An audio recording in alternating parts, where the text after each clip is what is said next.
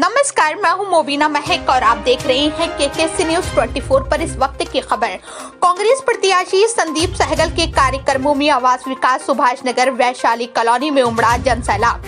काशीपुर उत्तराखंड जैसे जैसे चुनाव की तिथि नजदीक आ रही है वैसे कांग्रेस पार्टी प्रत्याशी संदीप सहगल का चुनाव प्रचार और तेज हो रहा है।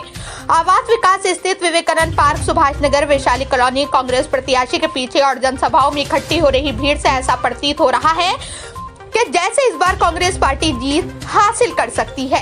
कांग्रेस प्रत्याशी संदीप सहगल का फूलमालाओं के साथ जोरदार स्वागत किया गया। आवास विकास विवेकानंद पार्क में एक जनसभा को संबोधित करते हुए उन्होंने दोहराया कि काशीपुर की सम्मानित जनता ने भाजपा को 3 बार मौका दिया। उन्होंने निवेदन करते हुए कहा कि उन्हें सिर्फ एक बार मौका देकर देखिए। काशीपुर जो आज बदहाली के आंसू रो रहा है उसे काशीपुर के विकास के लिए वो काम करेंगे। उत्तराखंड के मुख्यमंत्री कह रहे हैं कि अगर तुमने कहा कांग्रेस के प्रत्याशी को जिता दिया तो विकास कहां से होगा। उन्होंने पूर्व मुख्यमंत्री स्वर्गीय पंडित नारायण दत्त तिवारी का जिक्र करते हुए कहा कि जब श्री नारायण दत्त तिवारी के राज्य में सरकार थी उस समय उषा चौधरी नगरपालिका की अध्यक्ष थी। उस समय तत्कालीन मुख्यमंत्री पंडित नारायण तिवारी ने उनके एक बार निवेदन करने पर ही करोड़ों रुपए की मदद काशीपुर को की। ये कांग्रेस पार्टी की सोच है। आगे उन्होंने जनता से अपील करते हुए कहा कि आप लोग 5 वर्ष आराम करना और आपका भाई संदीप सहगल 5 वर्ष रातों को जाग कर काशीपुर के विकास के लिए कार्य करेगा। इस दौरान अलका पाल, पूजा सिंह, रंजना शर्मा, आनंद सिंह चौहान, अनुज, राजेश शर्मा, आजाद, अनेकों कांग्रेस कार्यकर्ता मौजूद रहे। ब्यूरो चीफ पैट्रिक चरण बाबा की ग्राउंड रिपोर्ट। संदीप जी, विकास की बातें दोनों तरफ से हो रही हैं और विकास के लिए फंड की आवश्यकता होती है। एक तरफ से कहा जा रहा है कि फंड कहां से लाएंगे, और एक बात आपने भी और उन्होंने भी बहुत अच्छी कही है कि 2% दाखिल खारिज हम खत्म करेंगे और होना भी चाहिए जनता के हित में। उन्होंने क्यों कही? उन्होंने क्यों कही? वो आपने कही तो आपने कही तो उन्होंने भी कही। नहीं, मेरा कहना ये है कि उनको अब कहने की जरूरत क्या पड़ी। चलिए खैर, मेरी कहने की बात नहीं आ रही। बात ये आ रही है कि वो अब तक कम क्यों नहीं करा। जब 20 साल से उनकी मेयर और उनकी चेयरमैन थी, उनकी केंद्र में सरकार थी, उनकी राज्य में सरकार थी। अब जब चुनाव की कुर्सी नजर आ रही है तब कह रहे हैं कम कर देंगे। आज से पहले कम क्यों नहीं करा भाई? उन्हीं की तो सरकार 8 साल से चल रही है। चलिए, महत्वपूर्ण सवाल मेरा यही था कि फंड कहाँ से लाएंगे, इस बात को क्या कहेंगे? जो अपने मैनिफेस्टो में ये बात लिखी है, ये जनता को गुमराह करने के लिए बात लिखी है। आज से पहले उनकी सरकार चल रही थी, उन्होंने 2% दाखिल खारिज शुल्क खत्म क्यों नहीं किया? इसका अच्छा, पहले एक बात सर आपने बहुत बढ़िया कही कि 2% शुल्क के लिए जो आपने कहा कि सीएम साहब ने ऐसे किया, तो क्या माना जाए कि इस हाथ से लिया और उस हाथ से दिया? जैसे कि टैक्सेस, इतना भारी भरकम टैक्सेस लगाया और फिर उधर हम कहते हैं कि हम ये विकास कर रहे हैं, वो कर रहे हैं, तो उसका मतलब तो ये हो कि एक हाथ से जनता से लिया, दूसरे हाथ से दिया। देखिए, ये सब जुमले हैं इनके, कुछ नहीं करते। कुछ करा तो होता।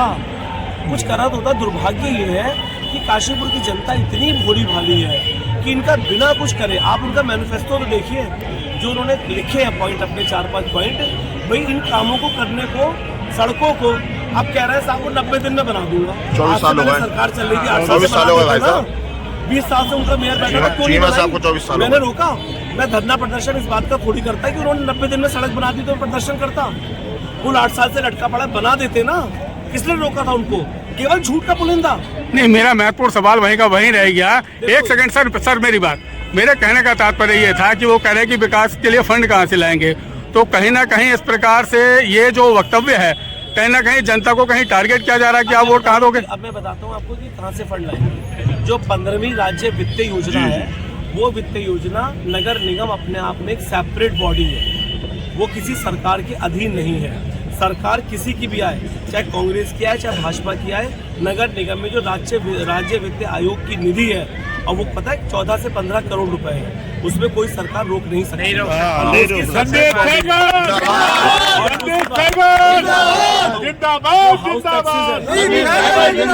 जो हाउस टैक्स देती है, वो हाउस टैक्स भी सरकार की, नगर निगम की अपनी सेपरेट उसकी राशि है, जिसको सरकार नहीं ले सकती है।